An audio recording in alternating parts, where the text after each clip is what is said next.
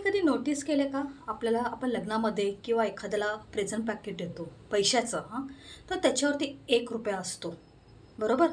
हल्ली ते आलेलं आहे 1 रुपया असतो. का तुम्ही नोटीस केलेला आहे हा 1 रुपया का असतो त्याच्यात चिकटवलेला? कधी त्याचा विचार तरी केलेला आहे? नाही ना. आज मी तुम्हाला सांगते हा 1 रुपया का असतो.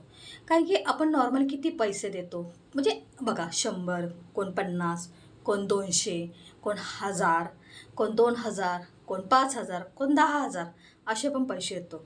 आणि त्याची शेवट कशाने येतो? झिरोने. आणि बरोबर. आणि आपण प्रेझेंट देतो मध्ये काय तर त्याला एक शुभ हे देतो, त्याला ब्लेसिंग देतो.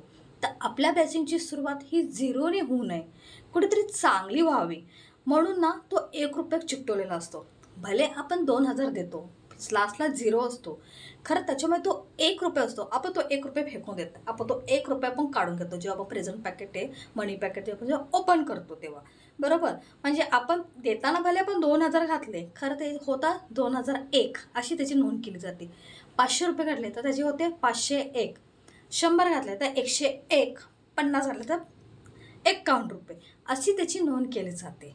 तो 1 रुपया असाच ठेवत नाही. तो 1 रुपया बघा म्हणून बघा शगुनचा 1 रुपया, शगुनचा सिक्का बरोबर. आणि जेव्हा तुम्ही कधी नोटीस केलेच आहे माता लक्ष्मी जेव्हा बसलेली असते तर तिच्या हातातून जे पैसे पडतात तिच्या त्या म्हणजे कलशातून ते पण कॉईन्स असतात बरोबर.